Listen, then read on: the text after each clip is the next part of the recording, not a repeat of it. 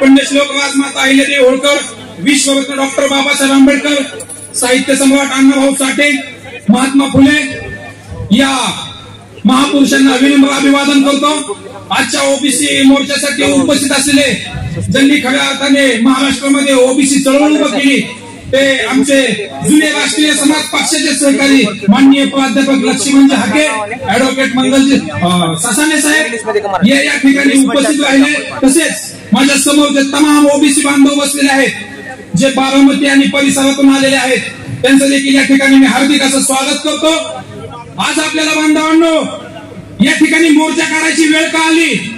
मुंबई सारख्या ठिकाणी आझाद मैदानावरून शिवछत्रपती शिवाजी महाराजांच्या प्रतिमेसमोर जरांगे पाटलासारखा माणूस बसतो आणि जो ओबीसी समाजाचा मोठा वर्ग आहे धनगर समाज, त्या धनगर समाजाच्या पार्श्वभागामध्ये काठी घातली असं अर्वाच्य भाषेत बोलतो तरी देखील धनगर समाज गप्प बसलाय। त्याचा आधार घेऊन दुसरा हरामखोर अभिजित कदम आमच्या माता भगिनीच्या बाबतीत सोशल मीडियावरती चुकीची कमेंट करतो तरी देखील प्रशासनाला जाग येत नाही।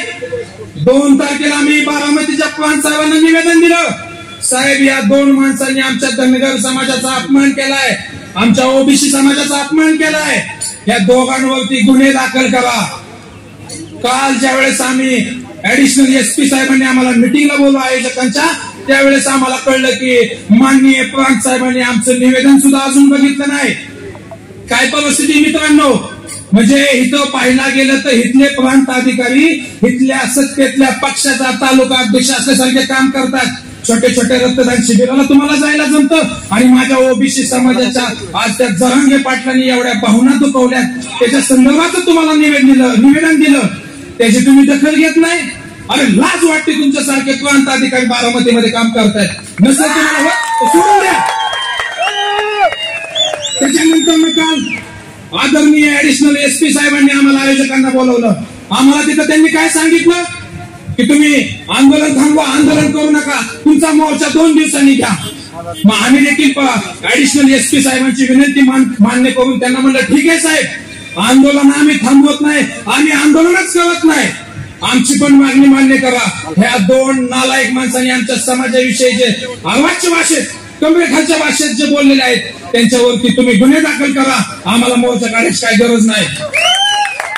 तर ऍडिशनल एसपी साहेबांनी स्पष्टपणे नकार दिला, मी गुन्हा दाखल करू शकत नाही। अरे मग तुम्हाला काय अधिकार आहे आमचं आंदोलन करू नका म्हणायचं? हा, जर तुम्ही त्या खुर्चीवरती बसून सर्वसामान्य माणसाला न्याय देणार नसाल तर तुम्ही त्या खुर्चीवरती बसायला लायक नाहीये, मी असं म्हणेल। 2 तारखेला बांधवांनो 2 तारखेला मी प्रांत साहेबांना निवेदन दिलं आणि 4 तारखेला 2 तारखेला निवेदन दिलं आणि 4 दिवसांनी हे ऍडिशनल एसपी आम्हाला बोलवून सांगतात की तुम्ही आंदोलन करू नका। आम्हाला 2 तारखेला सांगायचं होतं, तुम्हाला कुणाचा आदेश आला? काल या राज्याचे उपमुख्यमंत्री साहेब बारामतीत होते, त्यांनी ह्यांना आदेश दिला आणि त्यांना आदेश दिल्याच्या नंतर ह्यांनी आम्हाला बोलून सांगितले तुम्ही आंदोलन करू नका। का? ऍडिशनल एसपी साहेबांना मला सांगायचंय तुम्ही शासनाचं काम करता का अजित पवारांचं काम करता? जर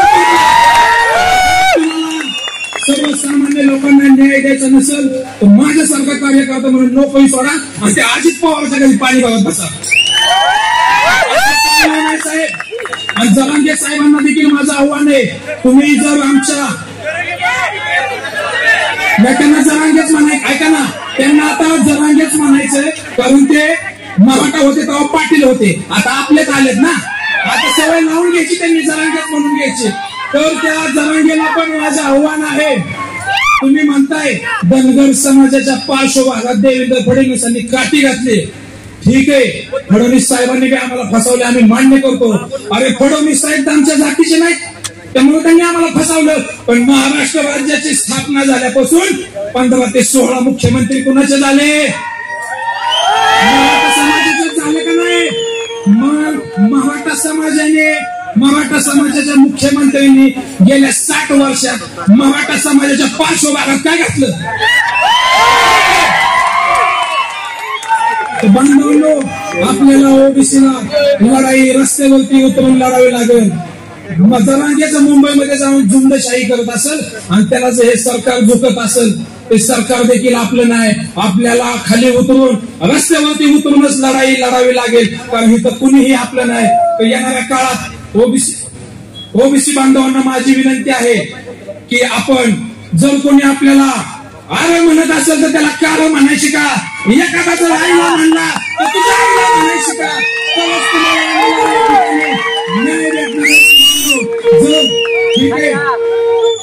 अनेक कारखाने तुमचे, राज्यात आमदार तुमचे, शैक्षणिक संस्था तुमच्या, सगळं तुमचं, तरी तुम्हाला आरक्षण पाहिजे.